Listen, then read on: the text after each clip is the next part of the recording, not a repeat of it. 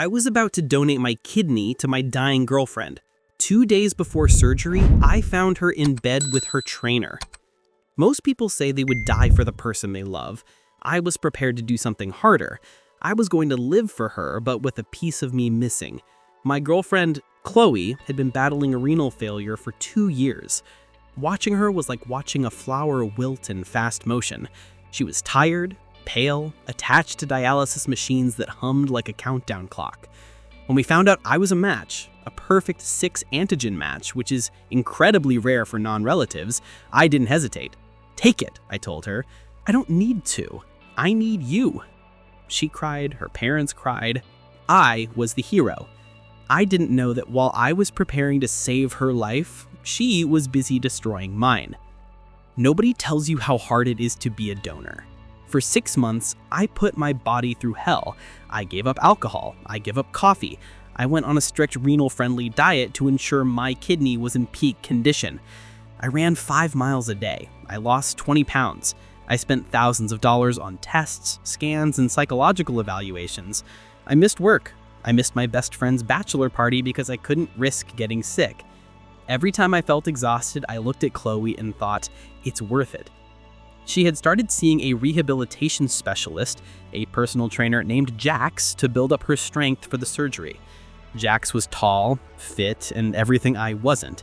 But I wasn't jealous. I was just glad she was getting stronger. I was so naive. It was Tuesday. The surgery was scheduled for Thursday morning. My bag was already packed for the hospital. I had written her a letter to read when she woke up from anesthesia. I left work early, around 2 p.m. I wanted to surprise her with her favorite flowers, white lilies, and a specialized pillow I'd bought for her recovery. I pulled into the driveway. Jax's car was there. Good, I thought. She's getting one last workout in. I unlocked the front door quietly. I didn't want to interrupt their session. I walked towards the living room, expecting to see them doing stretches. It was empty. Then I heard a sound from upstairs. It wasn't a cry of pain. It wasn't the sound of someone whose kidneys are failing. It was a laugh. A breathless, ecstatic laugh. My heart hammered against my ribs, the ribs they were going to cut open in 48 hours. I walked up the stairs. The door to our bedroom was wide open. There they were. Chloe, the woman who was supposedly too weak to walk to the mailbox yesterday, was very much active. She was in bed with Jax. The flowers dropped from my hand. The vase shattered.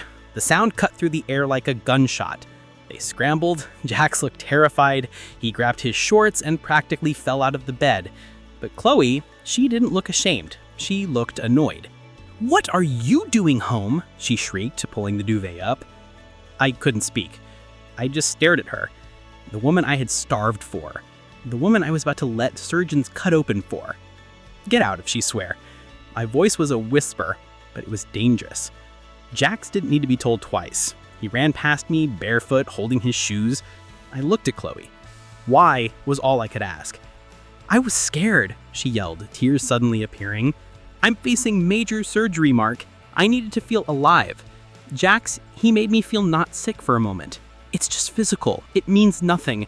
You're the one I love. You're the one saving me." "Saving you?" I repeated. "Yes," she reached for my hand. "We can get past this. We have to. The surgery's in 2 days. Everything is scheduled." Then she said the words that killed the last shred of love I had for her. "You can't leave me now. You have my kidney. It's practically mine already. You can't let me die just because you're jealous." Something snapped in my brain. The fog cleared. I looked at her, really looked at her. I didn't see a victim anymore. I saw a parasite. "I'm not letting you die, Chloe," I said, my voice ice cold. Her face relaxed. She smiled, thinking she had won, thinking I was too weak to back out. "I'm letting you wait," I finished. I walked out of the room. I went downstairs, picked up my phone, and dialed the number I had memorized, ideally the hospital coordinator. "This is Mark," I said when Dr. Stevens answered. "I am withdrawing my consent for the donation." "Mark?" The doctor sounded confused. "Is everything okay? Is it cold feet?" "No," I said, looking at Chloe, who is now standing at the top of the stairs, pale as a ghost. "It's psychological trauma.